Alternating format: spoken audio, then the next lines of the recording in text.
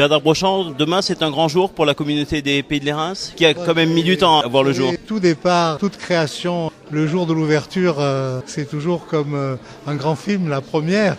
Demain, c'est une première, et c'est une première qui a été bien préparée pendant un an et demi, avec la participation de tous les fonctionnaires, de toutes les communes intéressées. C'est des gens qui ont eu un travail considérable, car les contraintes administratives d'une nouvelle intercommunalité sont multiples. Il y a un transfert de gens, il y a un transfert de compétences, et en même temps, toutes les intercommunalités qui ont été prises dans ce piège administratif ont été obligés d'augmenter les impôts. Donc nous, une des volontés premières, c'était pas question d'augmenter les impôts.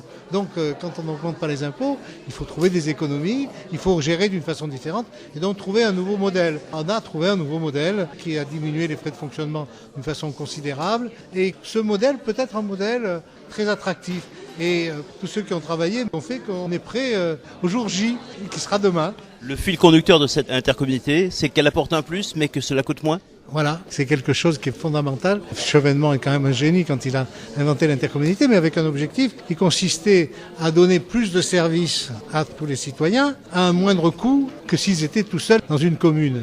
C'était ça l'objectif de Chevènement. Or, c'est pas ça qui s'est passé.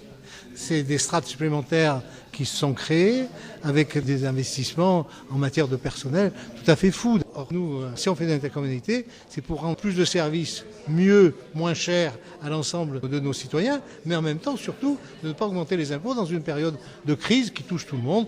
Donc, c'était un vrai challenge. Et on a trouvé un moyen. Voilà, on verra. On a 2 ans d'expérimentation. Et j'espère que ça marchera. Votre slogan, c'est « Audacieux ensemble Voilà. ». Audace dans la gestion, mais aussi dans les projets de développement. Exactement, dans les projets de développement qui répondent à des vrais besoins. Par exemple, on s'est dit qu'on rentrerait dans les énergies nouvelles. Alors, on ne va pas faire des usines, mais on va réfléchir à ceci, car on sait par exemple que le département des Alpes-Maritimes, en termes d'énergie, a un déficit énorme. Et des accidents peuvent se produire à tout moment dans ce département.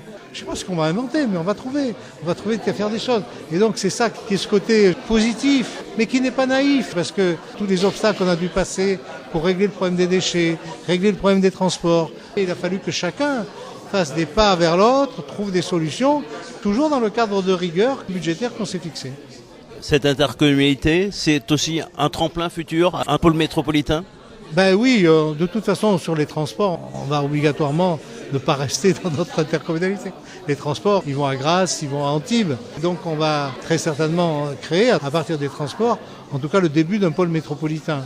Et dès l'instant où on rentre dans les flux de transport, on sait très bien les gens qui vont de Grasse à Antibes travailler, ou d'Antibes ou de Grasse qui viennent travailler à Cannes et vice-versa. On a des flux continus.